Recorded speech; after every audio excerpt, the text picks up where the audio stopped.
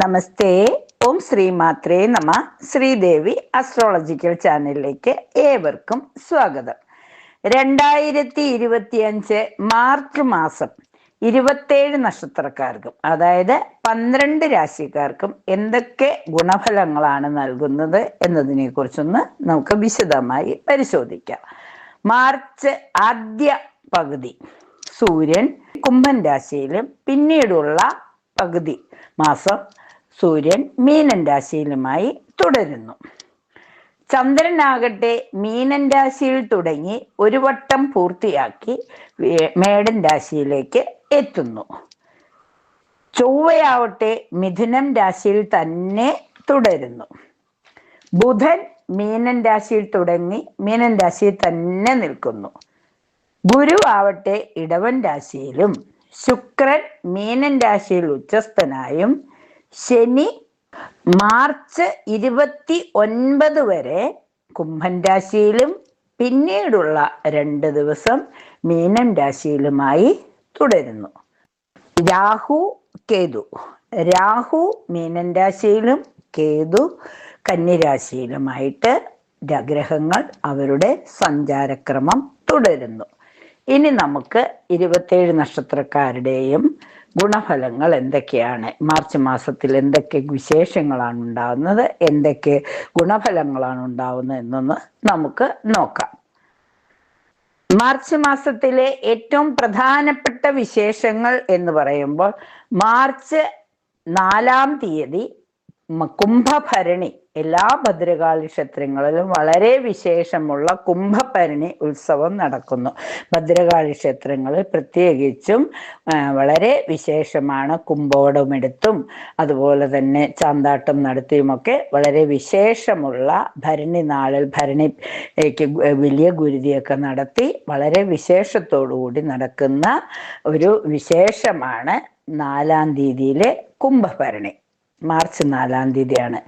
അത് കഴിഞ്ഞാൽ പിന്നെ വിശേഷങ്ങൾ നമുക്ക് ഓരോന്നായി പരിശോധിച്ച് നോക്കാം.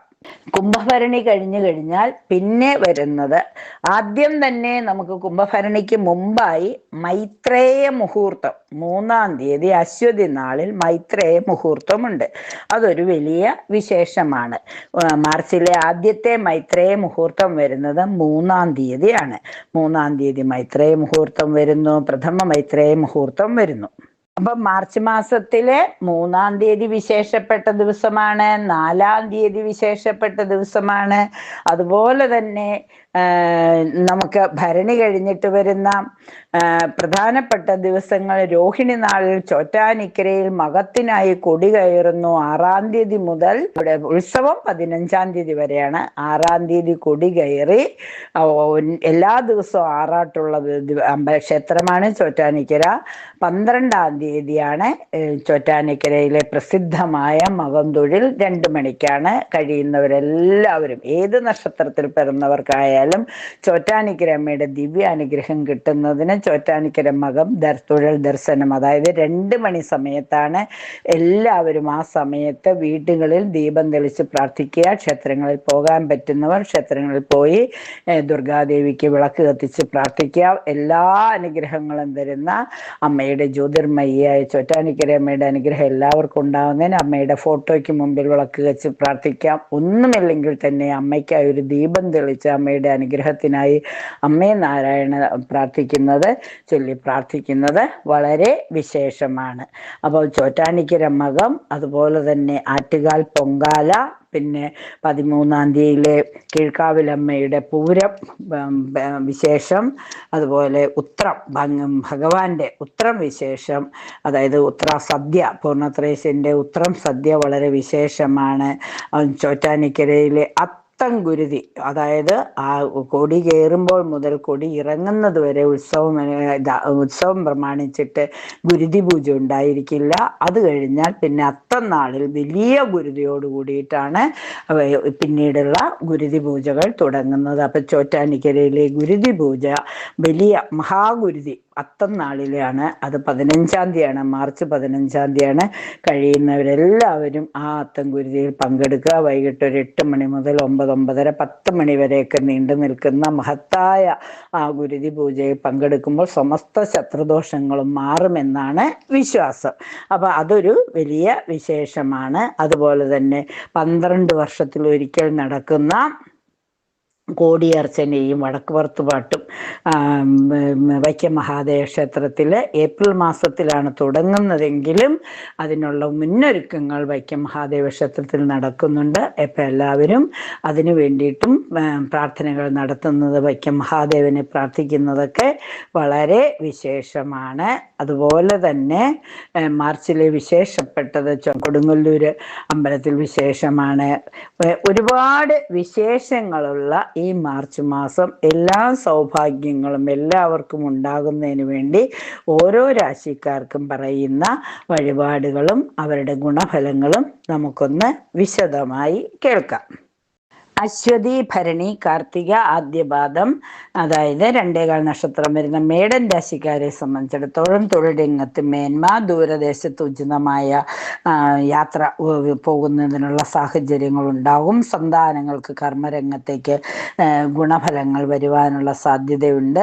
ഔദ്യോഗിക യാത്രയ്ക്ക് അനുമതിയൊക്കെ ലഭിക്കാനുള്ള സാഹചര്യം വന്നു ചേരും. കലാരംഗത്ത് അംഗീകാരവും പ്രോത്സാഹനവും ലഭിക്കും. IT മേഖലയിലും വിവരസാങ്കേതിക വകുപ്പിലൊക്കെ പ്രവർത്തിക്കുന്നവർക്ക് അല്പം അവരുടെ കർമ്മമേഖല വർദ്ധിപ്പിക്കുന്നതിന്, അവിടെ കർമ്മമേഖലയിൽ പോഷിപ്പിച്ചെടുക്കുന്നതിനുള്ള ഒരു ശ്രമമുണ്ടാവും. ഷെയർ രംഗത്ത് അല്പം നേട്ടമുണ്ടാകും. അതുപോലെ തന്നെ പുതിയ ഫ്ലാറ്റോ കെട്ടിടമോ ഒക്കെ വാങ്ങുന്നതിനുള്ള ഒരു സാഹചര്യം വന്നു ചേരും. കോടതി കാര്യങ്ങൾ എന്തെങ്കിലും ഉണ്ടെങ്കിൽ കേസ് വഴക്ക് കാര്യങ്ങൾക്കൊക്കെ ഒരു തീരുമാനമുണ്ടാകും. സ്വകാര്യ സ്ഥാപനത്തിൽ ഭരണ സ്വാധീനം വർദ്ധിക്കും. വിദേശ വസ്തുക്കളുടെ ഇടപാടിൽ നേട്ടം വരും. പൊതുരംഗത്ത് ചൂടുമാറ്റം നടത്തും. സാങ്കേതിക വകുപ്പിൽ സ്ഥാനക്കയറ്റം, പുതിയ കച്ചവട ഏജൻസി, കടബാധ്യത കുറയ്ക്കും. അന്യ സംസ്ഥാനത്ത് മരാമത്ത് പണികൾ വർദ്ധിക്കും. ഉപരിപഠനത്തിനുള്ള ഒരു വിജയ സാധ്യതയും കാണുന്നുണ്ട്. വൈദ്യശാസ്ത്ര മേഖലയിലൊക്കെ പ്രവർത്തിക്കുന്നവർക്ക് അല്പം സമയം നല്ലതാണ്. സർക്കാർ നടപടികളിൽ നിന്നൊക്കെ വിമർശനാത്മകമായ പ്രതിസന്ധികൾ വന്നിരുന്നത് ഏകദേശം ഒരു പരിഹരിക്കുന്ന നിലയിലേക്ക് കൊണ്ടുപോകുവാൻ സാധിക്കും. ഗണപതി ഹോമം കഴിക്കുന്നതും ഭാഗ്യസുക്തി പുഷ്പാഞ്ജലി കഴിക്കുന്നതും മഹാദേവന് ജലധാരയും ഹനുമാൻ സ്വാമിക്ക് വെറ്റിലമാലയൊക്കെ ചാർത്തുന്നത് വളരെ നന്നായിരിക്കും. സുബ്രഹ്മണ്യ സ്വാമിക്ക് കഴിയുന്നതെന്നൊക്കെ പഞ്ചാമൃതം നിവേദിക്കുക, പനിനീര് അഭിഷേകമൊക്കെ കഴിച്ച് പാലഭിഷേകമൊക്കെ കഴിക്കുന്നത് കൂടുതൽ ഗുണഫലങ്ങൾ നൽകും. കാർത്തികയുടെ അവസാന 3 പാദവും രോഹിണിയും മകയിരത്തിന്റെ ആദ്യ 2 പാദവും വരുന്ന 2.25 നക്ഷത്രക്കാരെ സംബന്ധിച്ചിടത്തോളം കർമ്മരംഗത്ത് അപ്രതീക്ഷിതമായ നേട്ടം പ്രതീക്ഷിക്കാം. അന്യദേശത്ത് പുതിയ സ്ഥലം കണ്ടെത്തും. വീട് വാങ്ങാനൊക്കെ ആയിട്ട് ശ്രമിക്കുന്നവർക്ക് അതിനൊരല്പം വിജയമൊക്കെ ഉണ്ടാകും. വിവാദങ്ങളിൽ നിന്ന് ഒഴിഞ്ഞു നിൽക്കുവാൻ പ്രത്യേകം ശ്രദ്ധിക്കണം. സർക്കാർ ജോലിക്ക് ഭാഗ്യമുണ്ടാകും. മംഗള കർമ്മങ്ങളിൽ പങ്കെടുക്കുവാനുള്ള അവസരം ലഭിക്കും. സ്വകാര്യ സ്ഥാപനങ്ങളിൽ നിന്നും വായ്പ ലഭിക്കാനുള്ള സാഹചര്യമുണ്ട്. ദേശീയ തലത്തിൽ ഭരണ പ്രതിപക്ഷങ്ങൾ തമ്മിലുള്ള മത്സരം അത് വർദ്ധിച്ചുകൊണ്ടിരിക്കും. സാമ്പത്തിക സ്ഥിതി അല്പം മെച്ചപ്പെടും. തിരഞ്ഞെടുപ്പിലൊക്കെ പ്രതീക്ഷിക്കാത്ത വിജയം കൈവന്നു എന്ന് വരും. പ്രകൃതി ദുരന്തങ്ങളൊക്കെ വരാതിരിക്കാൻ പ്രത്യേകം ശ്രദ്ധിക്കണം. രാജ്യാന്തര തലത്തിലൊക്കെ നമ്മൾക്ക് എന്തെങ്കിലുമൊക്കെ പേരും പ്രശസ്തിയൊക്കെ വർദ്ധിക്കുവാനുള്ള സാഹചര്യങ്ങൾ വന്നു ചേരും. പിന്നെ ഭീകരപ്രവർത്തനങ്ങളുമായിട്ട് ബന്ധപ്പെട്ടിട്ട് ആരുടെയെങ്കിലുമൊക്കെ ചില അനാവശ്യ ഫോൺ കോളുകളൊക്കെ വരാനുള്ള സാധ്യതകളുണ്ട്. അപ്പം ഒന്ന് ശ്രദ്ധിച്ചിരിക്കുന്നത് വളരെ നന്നായിരിക്കും. വളരെ വേണ്ടപ്പെട്ടവരുടെ വിയോഗത്തിനുള്ള ദേഹവിയോഗത്തിനുള്ള ഒരു സാഹചര്യവും ചിലപ്പോൾ വന്നു ചേരാം. അതുകൊണ്ട് എല്ലാ പ്രതിസന്ധികളെയും അതിജീവിക്കുവാൻ ശിവഭഗവാനെ പ്രാർത്ഥിക്കുന്നത്, ശിവങ്കൽ ജലധാര കഴിക്കുന്ന, മൃത്യുഞ്ജയ പുഷ്പാഞ്ജലിയൊക്കെ കഴിക്കുന്നത്, എപ്പോഴും നമഃശിവായ ജപിക്കുന്നതൊക്കെ കൂടുതൽ ഗുണഫലങ്ങൾ നൽകും. മിഥുനം രാശി എന്ന് പറയുമ്പോൾ മകയിരത്തിന്റെ അവസാന 2 പാദവും തിരുവാതിരയും പുണർദത്തിന്റെ ആദ്യ 3 പാദവും വരുന്ന 2.25 നക്ഷത്രക്കാർക്ക് തൊഴിൽ സ്ഥാനത്ത് പ്രത്യേക പരിഗണന ലഭിക്കും. ദൂരദേശത്ത് പുതിയ സ്ഥാനലബ്ധി വന്നു ചേരാനുള്ള സാധ്യതയുണ്ട്. സന്താനങ്ങൾക്ക് അവരുടെ കർമ്മ മേഖലയിൽ വിജയ സാധ്യത കാണുന്നു. കടബാധ്യത തീർക്കാനായിട്ട് ഒരു അവസരം വന്നു ചേരും. മികച്ച സ്ഥാപനത്തിൽ പുതിയ ജോലിക്കുള്ള ഓഫറുകൾ വരാനുള്ള സാധ്യതകളും കാണുന്നുണ്ട്. കലാരംഗത്ത് അല്പം മികവ് കാട്ടും. സഹകരണ മേഖലയിലാണെങ്കിൽ സ്ഥാനക്കയറ്റത്തിനൊക്കെയുള്ളൊരു സാധ്യത വന്നു ചേരും. തുടർ വിദ്യാഭ്യാസത്തിനുള്ള വായ്പകൾക്ക് ശ്രമിച്ചിരുന്നവർക്ക് വായ്പകൾ ലഭിക്കുവാനുള്ള സാധ്യത ഉണ്ടാകുന്നു. സൈനികർക്ക് അവരുടെ സേവനങ്ങളെ മാനിച്ചുകൊണ്ട് അംഗീകാരവും പ്രോത്സാഹനവും ലഭിക്കും. സാങ്കേതിക മേഖലയിൽ അംഗീകാരം ലഭിക്കും. വാടക ഗൃഹത്തിൽ നിന്നും പുതിയൊരു വീട് മാറുവാനുള്ള ഒരു സാഹചര്യത്തിന് വഴിതെളിക്കും. പിന്നെ അധ്യാപന രംഗത്തൊക്കെ ശോഭിക്കുവാനുള്ള സാധ്യതകൾ കാണുന്നു. പാചകവൃത്തിക്കും അതുപോലെ തന്നെ കാർഷിക രംഗത്തുമൊക്കെ പ്രവർത്തിക്കുന്നവർക്ക് സ്വല്പം ലാഭം വന്നു ചേരുന്നതാണ്. കാർഷിക മേഖലയിൽ പ്രവർത്തിക്കുന്നവർക്കും പ്രതീക്ഷിക്കാത്ത ധനലാഭം വരാം. പൊതുവെ പറഞ്ഞാൽ മിഥുനൻ രാശിക്കാർ വളരെ നാളുകളായി അനുഭവിച്ചിരുന്ന പ്രശ്നങ്ങൾക്ക് ഒരു പരിഹാരം കണ്ടെത്തുകയും 10ാം ഭാവത്തിൽ നിൽക്കുന്ന ശുക്രന് ഒരുപാട് ഗുണഫലങ്ങൾ, ശുക്രനും ബുധനും ഒക്കെയുള്ള ബുധ ശുക്രയോഗം ഒരുപാട് ഗുണഫലങ്ങൾ നൽകുന്നതാണ്. കർക്കിടകൻ രാശി പുണർദത്തിന്റെ അവസാന പാദവും പൂയവും ആയില്യവും വരുന്ന 2.25 നക്ഷത്രക്കാരെ സംബന്ധിച്ചിടത്തോളം ഉയർന്ന ഉദ്യോഗസ്ഥരിൽ നിന്നും പല സഹായങ്ങളും പ്രതീക്ഷിക്കാം. രോഗബാധിതർക്ക് ആരോഗ്യം വീണ്ടുകിട്ടും. ബിസിനസ്സിലാണെങ്കിൽ കൂടുതൽ ശ്രദ്ധ ചെലുത്തുന്നത് നന്നായിരിക്കും. സർക്കാരിൽ നിന്നും ഗുണാനുഭവങ്ങൾ വർദ്ധിക്കും. വിവാഹ കാര്യങ്ങൾ മോടിയാക്കുന്നതിന് മുൻകൈയെടുത്ത് പ്രവർത്തിക്കും. പുണ്യസ്ഥലങ്ങൾ സന്ദർശിക്കുന്നതിനുള്ള അവസരം വന്നു ചേരും. ഏറ്റെടുക്കുന്ന കാര്യങ്ങളെല്ലാം തന്നെ ഭംഗിയായി നടത്തുവാനുള്ള ഒരു സഹായ സഹകരണങ്ങൾ പ്രതീക്ഷിക്കാം. ബിസിനസ് രംഗത്തെ കിടമത്സരങ്ങൾ കൊണ്ട് അല്പം മനസ്സ് വിഷമിക്കാനിടയുണ്ടെങ്കിലും എല്ലാം ഭംഗിയായി നടത്തുവാൻ ദുർഗാദേവിയുടെ സഹായം ഉണ്ടാകും. അമ്മയെ മനസ്സ് തുറന്ന് പ്രാർത്ഥിക്കുമ്പോൾ അമ്മ അനുഗ്രഹസ്ഥാനത്ത് വരുന്നതാണ്. മറ്റുള്ളവരുമായിട്ട് അഭിപ്രായ വ്യത്യാസം ഉണ്ടാകാതിരിക്കുവാൻ എപ്പോഴും ക്ഷമയോടെ ദുർഗാദേവിയെ പ്രാർത്ഥിക്കുന്നത് ഒരുപാട് ഗുണഫലങ്ങൾ നൽകും. വാഹനവുമായി ബന്ധപ്പെട്ട വ്യാപാരികൾക്കും ജീവനക്കാർക്കും സ്വല്പം ധനലാഭം വന്നു ചേരും. അതുപോലെ തന്നെ സാമ്പത്തികമായി മാസത്തിന്റെ അവസാനം സാമ്പത്തിക നേട്ടം വരാനുള്ള യോഗം കാണുന്നുണ്ട്. അതുകൊണ്ട് തന്നെ സാധനങ്ങളുടെയൊക്കെ ക്രയവിക്രയം ഒന്ന് ശ്രദ്ധിക്കുന്നത് നന്നായിരിക്കും. ഗണപതി ഹോമം കഴിക്കുന്നത്, ശിവങ്കൽ പ്രദോഷത്തിന് പൂജ നടത്തുന്നത്, കടുംബായസം അമ്മയ്ക്ക് ഭരണി നാളിലൊക്കെ കടുംബായസം കഴിക്കുന്നത്, വിഷ്ണു സഹസ്രനാമ അർച്ചനയൊക്കെ ചെയ്യുന്നത് എല്ലാവിധ ഗുണഫലങ്ങളും വർദ്ധിച്ചു കിട്ടുന്നതിന് ദുർഗാദേവിക്ക് വേണ്ടിയിട്ട് ലളിതാ സഹസ്രനാമവും ദേവി മഹാത്മ്യം പാരായണം ചെയ്യുന്നതും ഏറ്റവും നല്ല ഫലങ്ങൾ നൽകും. ചിങ്ങം രാശി മകം പൂരം ഉത്രത്തിന്റെ ആദ്യ പാദം വരുന്ന 2.25 നക്ഷത്രക്കാരെ സംബന്ധിച്ചിടത്തോളം ചിങ്ങം രാശിയിൽപ്പെടുന്ന വിദ്യാർത്ഥികൾക്ക് അവർക്ക് പഠനത്തിൽ മുഴുകുവാനും പരീക്ഷയ്ക്ക് ഒരു നല്ല രീതിയിൽ പരിശീലനം നേടി അത് പരീക്ഷയിൽ പങ്കെടുത്ത് വിജയിക്കുവാനുള്ള ഒരു സാഹചര്യം വന്നു ചേരും. IT മേഖലയിൽ ജോലിക്ക് സാധ്യതയൊക്കെ തെളിഞ്ഞു വരുന്നുണ്ട്.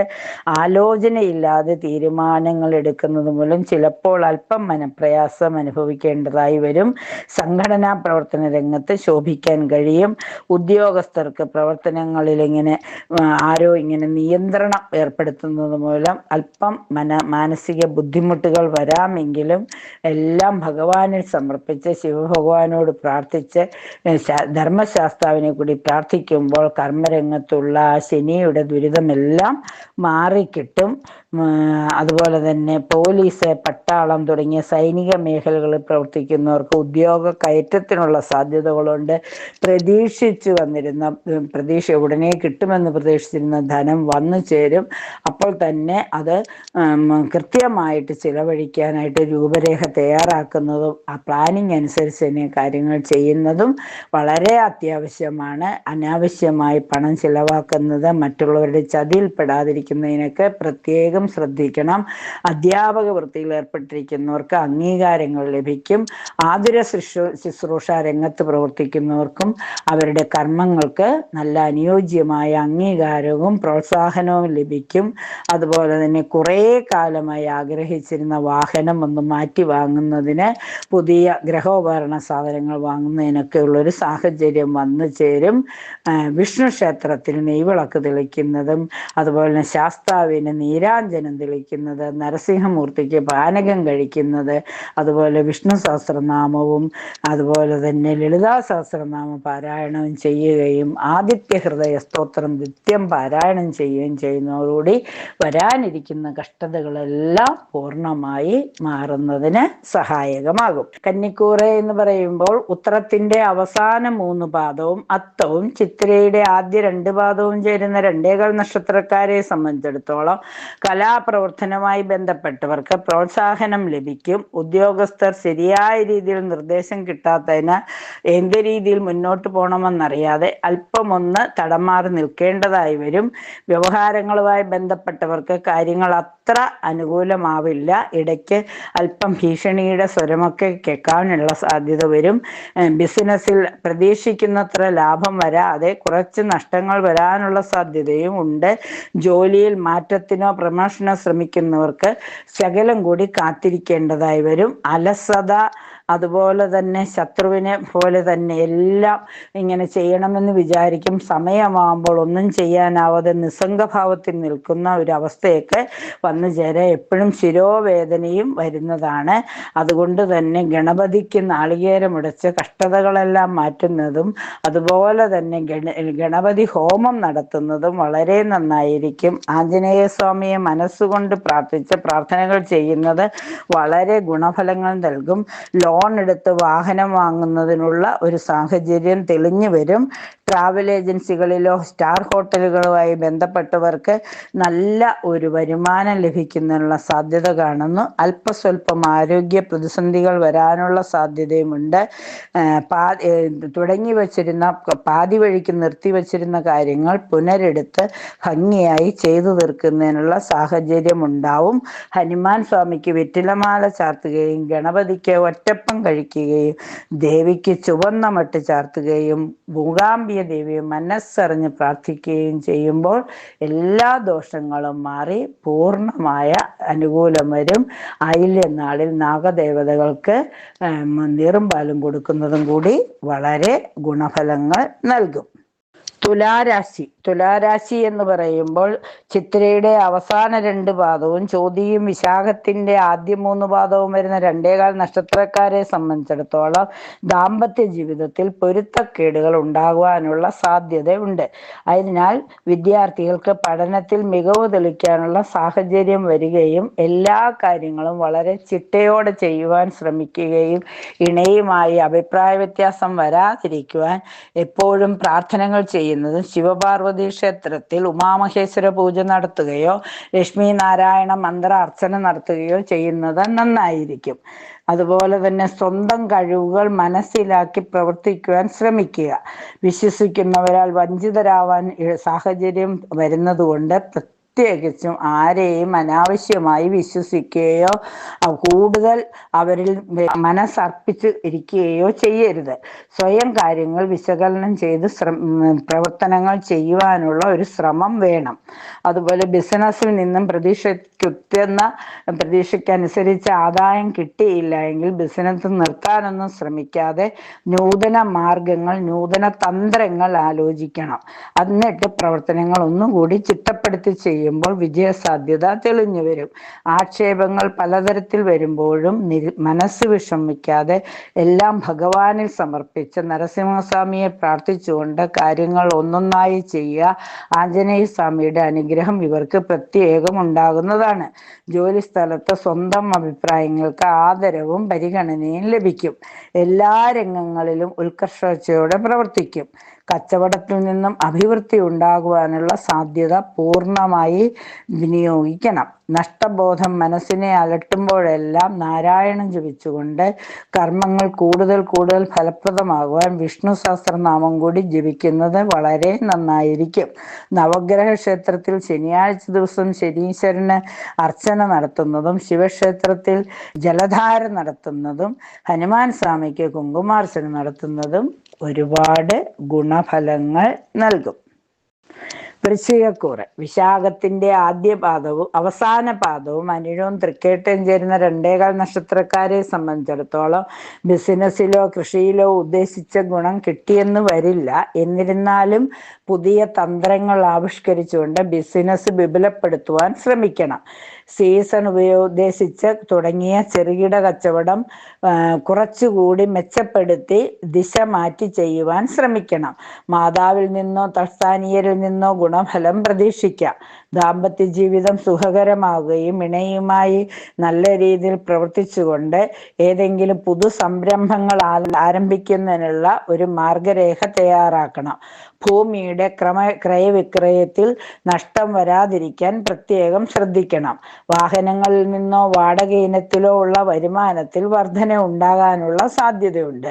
കലാരംഗത്ത് പ്രവർത്തിക്കുന്നവർക്ക് ധനനഷ്ടവും എന്നാൽ പുതിയ വഴിത്തിരിവും ഉണ്ടാകുന്നതാണ്.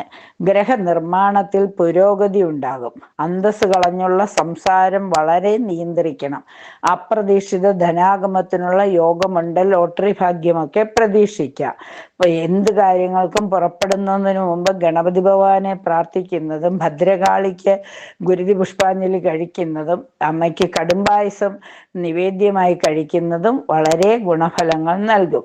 വിഷ്ണു ക്ഷേത്രത്തിൽ കദളിപ്പഴം സമർപ്പിക്കുന്നത്, അതുപോലെ തന്നെ ഭഗവതിക്ക് കുങ്കുമാർച്ചന നടത്തുന്നതൊക്കെ ഫലങ്ങൾ എളുപ്പത്തിൽ കാര്യസാധ്യ വരുത്തുന്നതിന് സഹായകമാകും.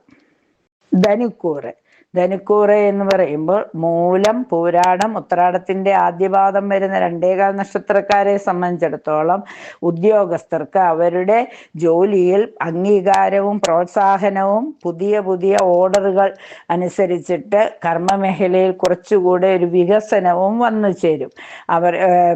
മറ്റുള്ളവരുടെ വർക്കുകൾ കൂടി ചെയ്യാനോ നേതൃത്വം വഹിക്കുവാനുള്ള ഒരു അഡീഷണൽ വർക്ക് കൂടി വന്നു ചേരുന്നതാണ്. നഷ്ടപ്പെട്ടു എന്ന് കരുതിയ വസ്തുവകൾ തിരിച്ചു കിട്ടുവാനുള്ള യോഗവുമുണ്ട്. മറ്റുള്ളവരുടെ പണം എടുത്ത് കൈകാര്യം ചെയ്യാനുള്ള അവസരം ലഭിക്കും. കണക്കുകൾ കൃത്യമായി സൂക്ഷിക്കേണ്ടതാണ്. അല്ലെങ്കിൽ പിന്നീട് അതൊരു വലിയ ബാധ്യതയായി തീരാനുള്ള സാധ്യതകളും തെളിഞ്ഞു വരുന്നു.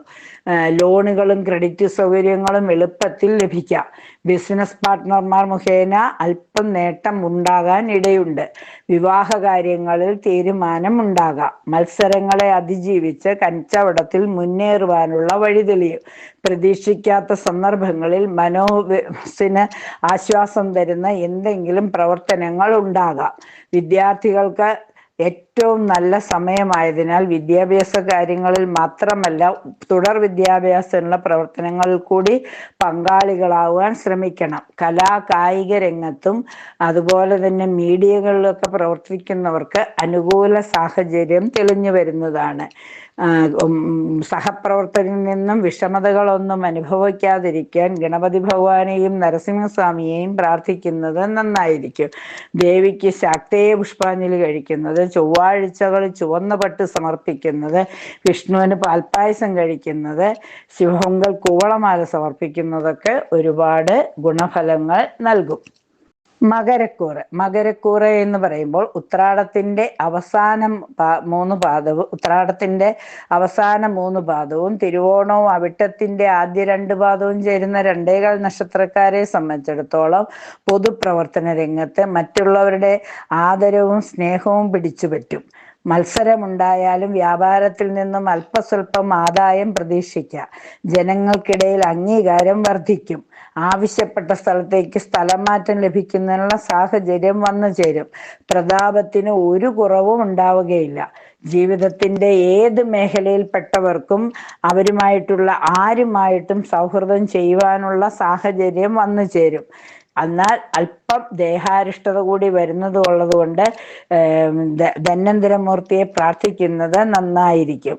ഭക്ഷണം കാര്യങ്ങളിൽ പ്രത്യേകം ശ്രദ്ധ ആവശ്യമാണ്. ഫുഡ് പോയ്സൺ ആവാതിരിക്കാൻ വളരെ ശ്രദ്ധിക്കണം. ദേഹാരിഷ്ടതകളോ അതുപോലെ തന്നെ വാഹന സഞ്ചാരം കൊണ്ടൊക്കെ പല വിധത്തിലുള്ള ആരോഗ്യ പ്രശ്നങ്ങൾ വരാം. പ്രസ്സുകാർക്കും പ്രസാധകർക്കും നേട്ടമുണ്ടാകുവാൻ കഴിയും. കാര്യശേഷിയും അല്പം മേധാവിത്വവും പ്രകടിപ്പിക്കും. മതപരമായ ചടങ്ങുകളിൽ പങ്കെടുക്കും. മനസ്താപമുണ്ടാക്കുന്ന സന്ദേശം ചിലപ്പോൾ വന്നെന്ന് വരാം. എന്നിരുന്നാലും എല്ലാം സാന്നിധ്യം നഷ്ടപ്പെടാതെ എല്ലാത്തിനെയും അതിജീവിക്കാനുള്ള ഒരു ഉൾക്കരുത്ത് നേടിയെടുക്കണം. ഹനുമാൻ സ്വാമിയെ പ്രാർത്ഥിക്കുന്നതും വ്യാഴാഴ്ച വ്രതം എടുക്കുന്നതും വിഷ്ണു ക്ഷേത്രത്തിൽ പാൽപ്പായസ നിവേദ്യം കഴിക്കുന്നതും ഗുണഫലങ്ങൾ വർദ്ധിക്കും. ധർമ്മശാസ്ത്ര ക്ഷേത്രത്തിൽ എള്ള് പായസം വഴിപാട് കഴിക്കുന്നതും നീരാഞ്ജനം തെളിക്കുന്നതും എല്ലാവിധ കഷ്ടങ്ങളും മാറുന്നതിന്, അലസതയും ക്ഷീണവുമൊക്കെ മാറുന്നതിന് സഹായകമാവും. കുംഭക്കൂറ് എന്ന് പറയുമ്പോൾ അവിട്ടത്തിന്റെ അവസാന 2 പാദവും ചതയവും പൂരിട്ടാതിയും ചേരുന്ന 2 നക്ഷത്രക്കാരെ സംബന്ധിച്ചിടത്തോളം ജോലി സ്ഥലത്ത് സ്വന്തം അഭിപ്രായങ്ങൾക്ക് ആദരവും പരിഗണനയും ലഭിക്കണമെന്നില്ല. എല്ലാ രംഗത്തും ഉത്കർഷയോടെ പ്രവർത്തിക്കുമെങ്കിലും കച്ചവടത്തിൽ അഭിവൃദ്ധിക്ക് സ്ഥാനമുണ്ട്. ജീവിതത്തിന്റെ നഷ്ടബോധം മനസ്സിനെ വല്ലാതെ വേട്ടയാടിക്കൊണ്ടിരിക്കും. അതുകൊണ്ട് എങ്ങനെയെങ്കിലും മുന്നേറുവാനുള്ള പുതിയ പുതിയ തന്ത്രങ്ങൾ കണ്ടെത്തുകയും അത് ജീവിതത്തിൽ പാലിക്കുവാൻ ശ്രമിക്കുകയും ചെയ്യും. ദാമ്പത്യ ജീവിതത്തിലെ പൊരുത്തക്കേടുകളെല്ലാം മാറുന്നതിന് പരസ്പരം അംഗീകരിക്കുവാനും പ്രോത്സാഹിപ്പിക്കുവാനും തീരുമാനങ്ങൾ എടുക്കും. ഓരോരുത്തരും അവരുടെ കഴിവുകളിൽ സ്വയം ബോധ്യതപ്പെടുകയും അതിനനുസരിച്ചിട്ട് മറ്റുള്ളവരുമായി ചങ്ങാതത്തിൽ ഏർപ്പെടുകയും അതിൽ വിജയിക്കുകയും ചെയ്യും. വിശ്വസിക്കുന്നവർ തമ്മിൽ വഞ്ചിതരാവാതിരിക്കാൻ പ്രത്യേകം കരുതലെടുക്കണം. ഔദ്യോഗിക രംഗത്ത് മേലധികാരികളുടെ നീരസികം വരാതിരിക്കാൻ പ്രത്യേകം ശ്രദ്ധിക്കണം. ബിസിനസ്സിൽ നിന്നും പ്രതീക്ഷിക്കുന്ന ആദായം കിട്ടിയില്ലെങ്കിൽ പോലും മനസ്സമാധാനക്കുറവ് വരാതിരിക്കാൻ പ്രത്യേകം ശ്രദ്ധിക്കണം. പുതിയ പുതിയ തന്ത്രങ്ങൾ ആവിഷ്കരിക്കുമ്പോൾ ദുഷ്പേരുണ്ടാവാതിരിക്കാൻ പ്രത്യേകം ശ്രദ്ധിക്കണം. സാംസ്കാരിക രംഗങ്ങളിൽ കൂടുതൽ മോടി പിടിപ്പിക്കാനും അതുപോലെ തന്നെ കൂടുതൽ ശോഭ വരുത്തുവാനും സാധിക്കും. പൊതുവെ പറഞ്ഞ ഗുണദോഷ സമ്മിശ്രമായ ഒരു മാസമായിരിക്കും മാർച്ച് മാസം. സാമ്പത്തിക പ്രതിസന്ധികൾ അല്പസ്വല്പം വരുമെങ്കിലും സഹായികളുടെ സഹകരണങ്ങളോടുകൂടി എല്ലാം നല്ല രീതിയിൽ കൊണ്ടുപോകുവാൻ ഗണപതി ഭഗവാനും ധർമ്മശാസ്താവും സഹായിക്കും. വിഷ്ണുമായ സ്വാമിയെ കൂടി പ്രാർത്ഥിക്കുമ്പോൾ എല്ലാം മംഗളമായി ഭവിക്കുന്നതാണ്.